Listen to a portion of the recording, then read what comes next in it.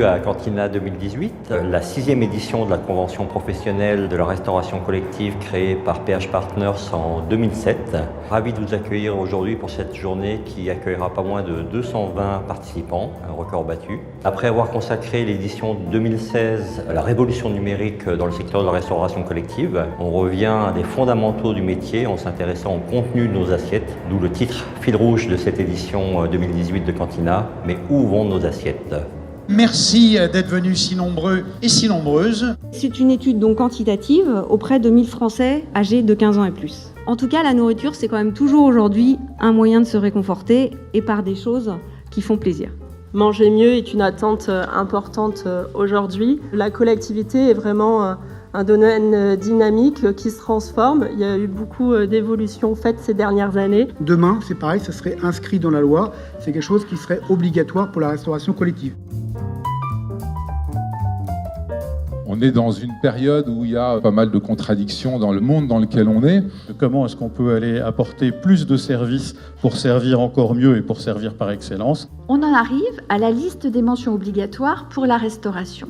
Donc nous, on pense qu'on va vers un nouveau paradigme alimentaire qui est qu'aujourd'hui, de plus en plus, le food service sera la manière de se nourrir, pas exclusive, mais majoritaire. Le monde devant est extraordinaire. Aujourd'hui, on arrive dans un monde inconnu, un monde extrêmement excitant. Prenons cette opportunité pour faire des choses neuves. On peut tout faire à partir du moment où on a, je dirais, un produit de qualité, quoi. Bon, la nature a écrit une poésie fabuleuse. Si la nature a créé des saisons, c'est pour éviter la routine. Parce qu'aujourd'hui, on est quand même dans une routine préoccupante. Retrouvons cette notion de rendez-vous.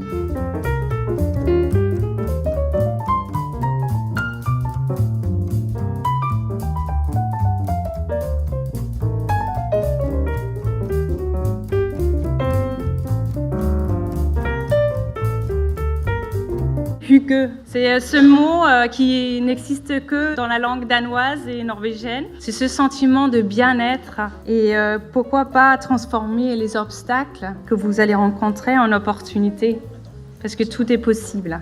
L'influenceur, c'est quelqu'un qu'on va suivre parce qu'on adore son mode de vie, on adore son style de vie, on va se projeter.